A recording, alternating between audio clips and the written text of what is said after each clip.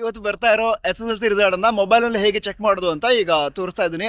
ನೋಡಿ, ಮೊದಲೇದಾಗಿ ಎಲ್ರಿಗೂ ರಿಸಲ್ಟ್ಗೋಸ್ಕರ all the best. Mind relax ಆಗಿ ಇಟ್ಕೊಳ್ಳಿ. ರಿಸಲ್ಟ್ ಬಂದ ನಂತರ ಕೂಡ ರಿಸಲ್ಟ್ ಎಷ್ಟೇ ಆಗಿರಲಿ, ಓಕೆ, ರಿಲ್ಯಾಕ್ಸ್ ಆಗಿರಿ. ಮಾರ್ಕ್ಸ್ ಇಂಪ್ರೂವ್ಮೆಂಟ್ಗೂ ಕೂಡ ಅವಕಾಶ ಇರುತ್ತೆ. ಅಕಸ್ಮಾತಾಗಿ ಮಾರ್ಕ್ಸ್ ಕಡಿಮೆ ಬಂದರೆ, ಅಕಸ್ಮಾತಾಗಿ ರಿಸಲ್ಟ್ ಫೇಲ್ ಅಂತ ಬಂದರೆ ಪಾಸ್ ಆಗೋದಕ್ಕೂ ಕೂಡ ಅವಕಾಶ ಇರುತ್ತೆ. ತುಂಬ ಟೆನ್ಷನ್ ಮಾಡ್ಕೊಳ್ಳೋದಕ್ಕೆ ಹೋಗ್ಬೇಡಿ. ಲೈಫಲ್ಲಿ ಮುಂದೆ ಹಲವಾರು ಆಪ್ಷನ್ಸ್ ಇದಾವೆ. ಭಾಳ ಟೆನ್ಷನ್ ಮಾಡ್ಕೊಳ್ಳೋದಕ್ಕೆ ಹೋಗಬೇಡಿ. ಮನೇಲಿ ಬೈತಾರೆ, ಅದಕ್ಕೂ ಕೂಡ ಟೆನ್ಷನ್ ಮಾಡ್ಕೊಳ್ಳೋದಕ್ಕೆ ಹೋಗಬೇಡಿ. ಓಕೆ, ಈಗ ರಿಸಲ್ಟ್ ಹೆಚ್ಚು ಮಾಡು ಅಂತ ಹೇಳಿದ್ರೆ ಮೊದಲೇದಾಗಿ KERResults.nic.in ಅಂತ ನಿಮ್ಮ ಮೊಬೈಲ್ ಬ್ರೌಸರಲ್ಲಿ ಟೈಪ್ ಮಾಡಿ ಸರ್ಚ್ ಮಾಡಿ. ಆವಾಗ ಈ ರೀತಿ ಪೇಜ್ ಬರುತ್ತೆ, ಓಕೆನಾ.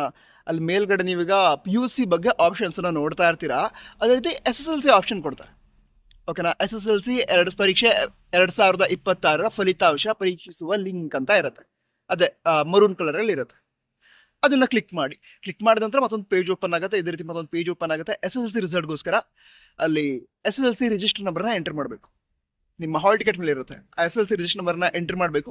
ಅದರ ನಂತರ ನಿಮ್ಮ ಡೇಟ್ ಆಫ್ ಬರ್ತನ್ನ ಎಂಟರ್ ಮಾಡಿ ಸಬ್ಮಿಟ್ ಅಂತ ಕೊಟ್ಬಿಟ್ರೆ ನಿಮಗೆ ಯಾವ್ಯಾವ ಸಬ್ಜೆಕ್ಟ್ಗೆ ಎಷ್ಟು ಮಾರ್ಕ್ಸ್ ಬಂದಿದೆ ಇದರ ಡೀಟೇಲ್ಸನ್ನು ಕೊಡ್ತಾರೆ. ನಂತರ ಈ ವರ್ಷ ಹಿಂದಿ ಏನಿದೆ ಅದಕ್ಕೆ ಗ್ರೇಡಿಂಗ್ ಇರಲ್ಲ, ಮಾರ್ಕ್ಸಲ್ಲೇ ನಿಮ್ಮ ರಿಸಲ್ಟನ್ನು ಕೊಡ್ತಾರೆ. ಹಿಂದಿಗೆ ಅಂದರೆ 625 625 ಮಾರ್ಕ್ಸ್ಗಳಿಗೆ ಎಷ್ಟು ಮಾರ್ಕ್ಸ್ ಬಂದಿದೆ ಅಂತ ನಿಮ್ಮ ರಿಸಲ್ಟಲ್ಲಿ ಮೆನ್ಷನ್ ಆಗಿರುತ್ತೆ. So all the best. Result ಬಂದಮೇಲೆ ಕೂಡ ಹೇಳ್ರಿ ಎಷ್ಟು ರಿಸಲ್ಟ್ ಆಯಿತು ಅಂತ. All the best. ಜೈ ಹಿಂದ್, ವಂದೇ ಮಾತರಂ.